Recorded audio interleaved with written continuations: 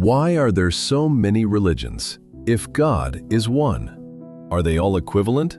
Or do some of them contradict each other to the point of exclusion? Across the earth, humanity builds temples, writes prayers, and invents rituals. There are thousands of religions, countless spiritual traditions, belief systems that sometimes resemble one another and often stand in opposition. Incompatible doctrines about the origin of the world, salvation, and the very nature of God. So the question must be asked plainly: if truth exists, how can it be divided into so many versions? Welcome to Hokhmah. Here we speak about the Bible, prophecy, and discernment. And above all, we do not seek to please, but to understand the truth. And before entering history itself, we must begin with the simplest, coldest, and most uncompromising reality. Not all religions can be true at the same time.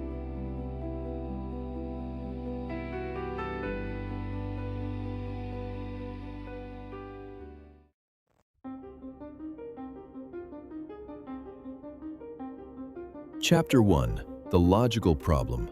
Not all religions can be true. When we observe the religions of the world, one conclusion imposes itself with almost mathematical rigor. They do not say the same thing. Some describe a personal God, who speaks, who calls, who enters into relationship. Others evoke an impersonal energy, diffuse, without will or speech. Here, God becomes incarnate and enters history. There, he remains inaccessible, beyond time and beyond the world. Some traditions affirm the resurrection of the dead. Others categorically deny it. These are not minor differences. They are direct contradictions. Two opposing propositions cannot be true at the same time. This is not a matter of faith, but of elementary logic. It is written, God is not a God of confusion, but of peace. 1 Corinthians 14, verse 33. This verse speaks not only of order within an assembly, it expresses a deeper principle. Truth does not contradict itself. Religious relativism claims that all religions are true in their own way, but this idea collapses as soon as their core claims are examined. To say that everything is true is ultimately to say that nothing is. The conclusion is simple, yet unsettling. Religious relativism is intellectually untenable. And if not all religions come from God, then an even more radical question must be asked. Where do they truly come from when humanity stands before an invisible God?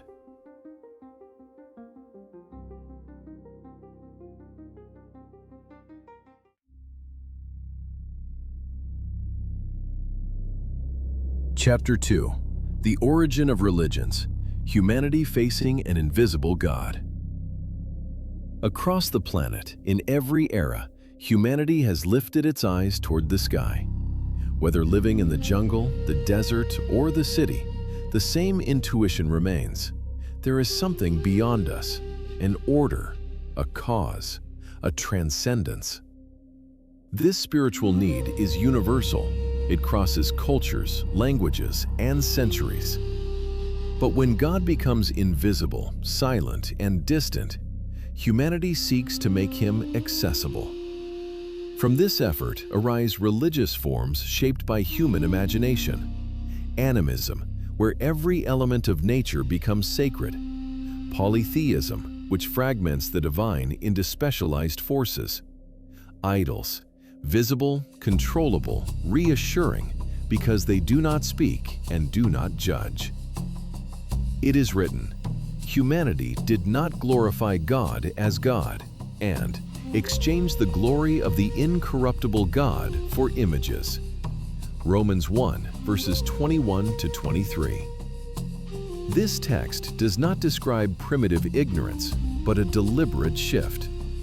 Humanity prefers a God it can control to a God who looks back. Thus, religions are not born from an excess of revelation, but from a lack of it. They are human attempts to fill the perceived absence of God, to make visible what escapes, to fix what unsettles. Yet in the midst of these human constructions, the biblical narrative emerges as a radical dissonance, proclaiming not a God fashioned by humanity, but a God who reveals himself without being shaped.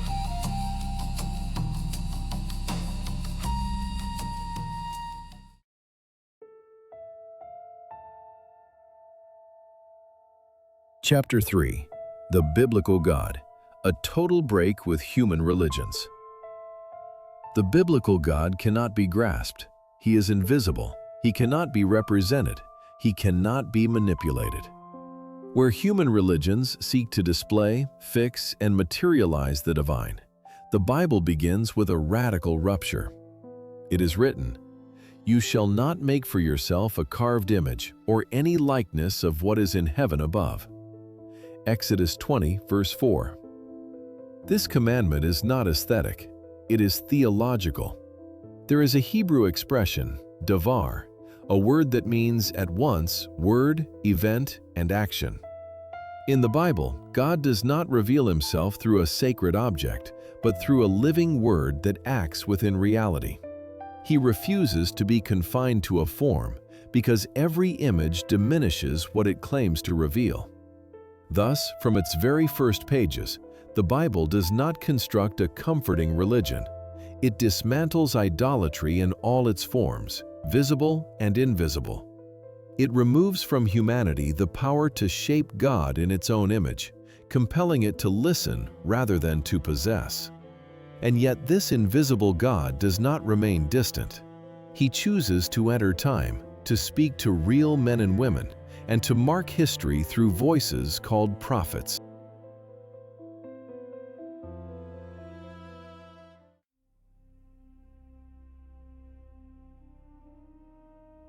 Chapter 4. God enters history, prophets and revelation. Unlike mythological narratives, the Bible is rooted in real time. It speaks of specific names, identifiable kings, known cities, and dated events. The prophets do not speak in a vague or timeless world, but at the very heart of human history, under established reigns, before real and living peoples.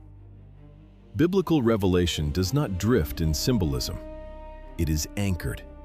It passes through empires, exiles, and political upheavals.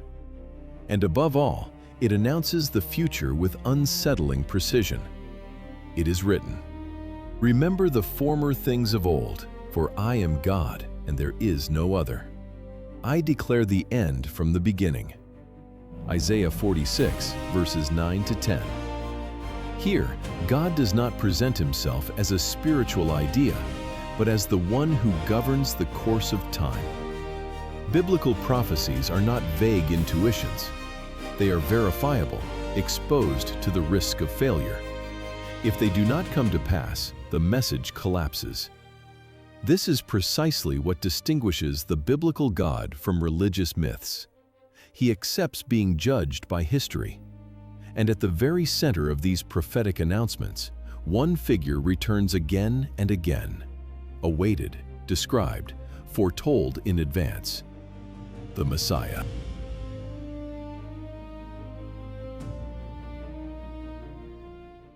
Chapter 5. Messianic prophecies fulfilled in Jesus Christ.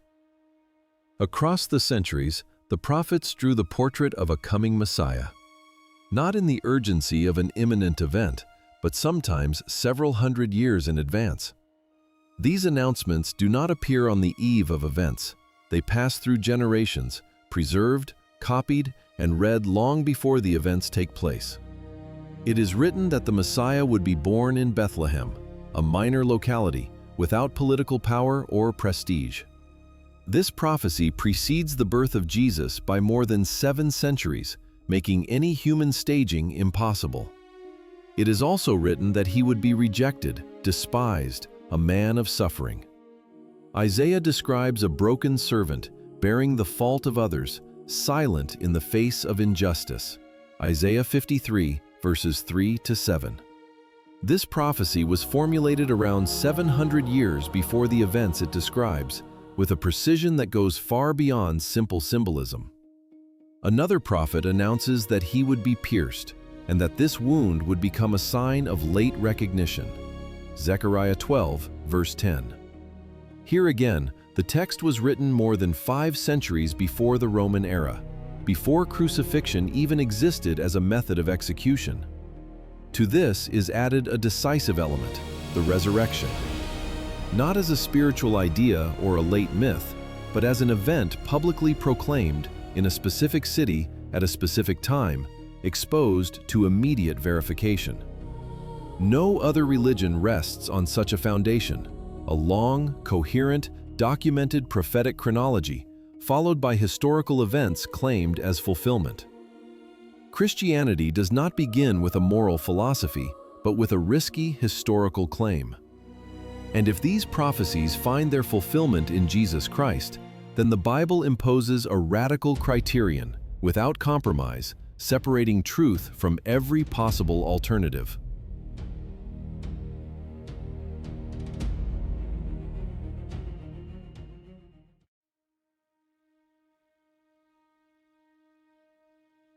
Chapter 6. The absolute biblical criterion, the anathema. The Bible does not ask for naive faith. It does not leave truth at the mercy of successive, contradictory, or evolving revelations. On the contrary, it establishes a radical principle. God does not contradict himself. It is written, "Even if we, or an angel from heaven, should preach another gospel than the one we preach to you, let him be accursed." Galatians 1, verse 8. This verse allows no ambiguity. Even a revelation claiming heavenly origin is rejected if it contradicts what has already been revealed. Biblical truth does not progress through correction, but through fulfillment. What comes later cannot cancel what was established earlier. Any later revelation that denies, alters, or reverses the previous message is disqualified in advance. Thus, the Bible provides its own filter of truth. It does not ask to be protected by human authority, it judges itself. This criterion closes the door to relativism and prevents any spiritual recovery after the fact. And when this principle is applied concretely, it inevitably leads to examining certain religious systems not from the outside, but according to their own internal claims. It is there that a major paradox emerges.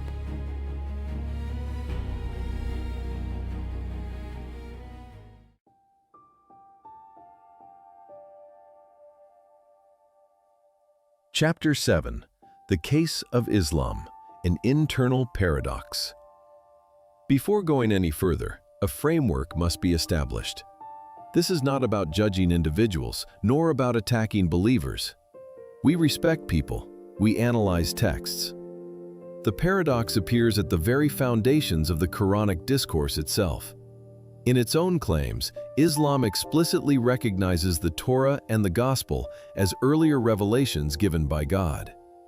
It is written that the Torah contains guidance and light, and that it was revealed by God. Quran, Surah 5, verse 44. It is also written that the Gospel was given to Jesus, containing guidance and light, confirming what came before it. Surah 5, verse 46. Finally, it is written that the people of the Gospel should judge according to what God has revealed in it. Surah 5, verse 47. In other words, the Quran does not emerge in a spiritual vacuum. It presents itself within a claimed continuity, recognizing the original authenticity of the biblical scriptures as revealed by God himself. But this continuity breaks almost immediately. For those same scriptures are then disqualified by a central argument. They are said to have been corrupted. The problem that follows is not emotional or polemical. It is strictly logical. If the Bible is true, then its message, particularly regarding the person of the Messiah, contradicts the Quran, and Islam is thereby disqualified. But if the Bible is false, then the Quran, which recognizes it as divine revelation, becomes incoherent in its very foundations. This is therefore not an external critique imposed from the outside. It is an internal paradox arising from the text itself, caught between recognition and disqualification. And to go beyond doctrinal claims, we must now turn to material evidence, manuscripts, history, and the actual transmission of sacred texts.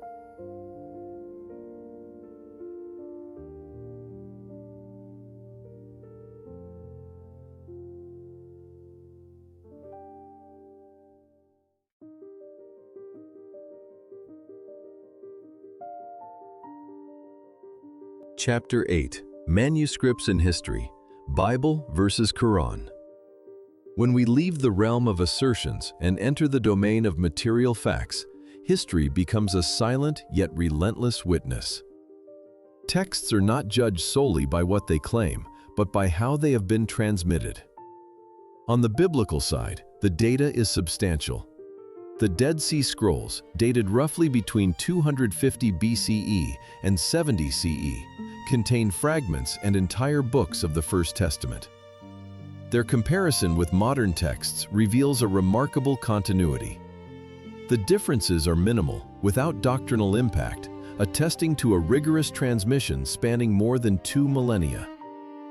For the Second Testament, the situation is even more thoroughly documented. Thousands of manuscripts, spread across different regions and periods, allow for cross-textual criticism. This abundance makes any global falsification impossible. Too many witnesses, too early, too widely dispersed. On the side of the Quran, the picture is different. Islamic sources themselves mention the existence of multiple readings and versions in the earliest decades. A standardization occurs under the Caliphate of Uthman, who imposes an official version. Divergent manuscripts are then burned in order to unify the text. The result is paradoxical. The book accused of falsification is precisely the one whose transmission is the most transparent, the most documented, and the most historically verifiable. And the text presented as perfectly preserved rests on a late unification accompanied by the destruction of variants. This historical irony does not prove faith, but it overturns certain accusations too often repeated without examination. And it naturally leads to an even deeper question. If God is one, and if truth exists, why does He nevertheless allow the existence of other religions?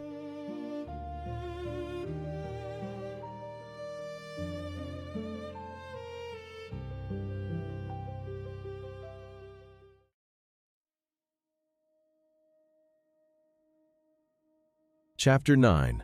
Why does God allow other religions? If the Bible affirms the existence of truth, it does not ignore the multiplicity of beliefs. It does not deny it, it explains it.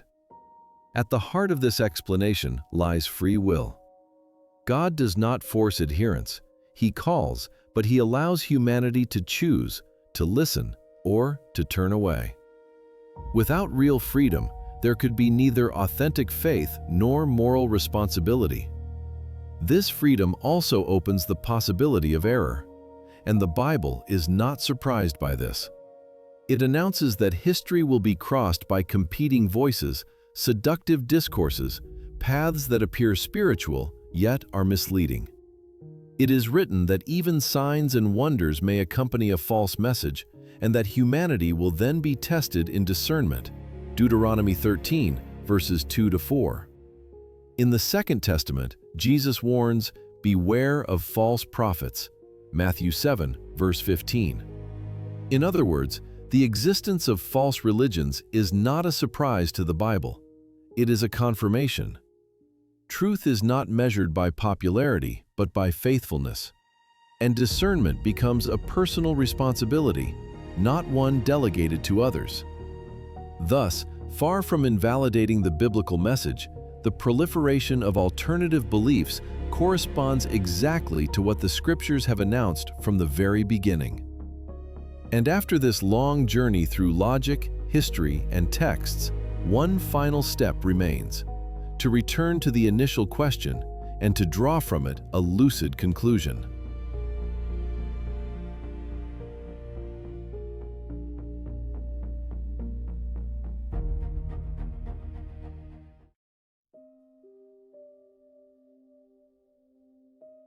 Conclusion: a unique claim in history. Across the centuries, great religious figures have spoken of wisdom, inner peace, and the search for meaning. The words attributed to Buddha invite the pursuit of truth. Confucius presents himself as a teacher, not as the way. Muhammad acknowledges that he does not know the ultimate purpose of life. Then, in the midst of these voices, a statement emerges, without equivalent. It is written, "I am the way, the truth, and the life. No one comes to the Father except through me." John 14, verse 6. This sentence does not offer one teaching among others. It formulates an absolute claim. The comparative image displayed summarizes this historical divide. All speak of wisdom, one speaks of identity. All point toward the truth, one claims to be the truth. The reminder is decisive. Jesus is the only one announced 700 years before his coming to earth. Jesus is the only one proclaimed as risen from the dead. Jesus is the only one who fulfills a continuous chain of prophecies announced centuries in advance. Christian faith does not rest on moral elevation, but on a central historical event. The multiplicity of religions is not proof that all paths lead to God. It is proof that humanity searches for God, but that God revealed himself once and for all in history. It is written, "After God spoke long ago to our fathers by the prophets, he has in these last days spoken to us by his Son." Hebrews 1, verses 1 to 2. On the Hokhmah channel, we invite you to respond with respect, to share your discernment, and to continue this reflection together. Subscribe so you do not miss the next exploration, where we will address a foundational question: grace or law?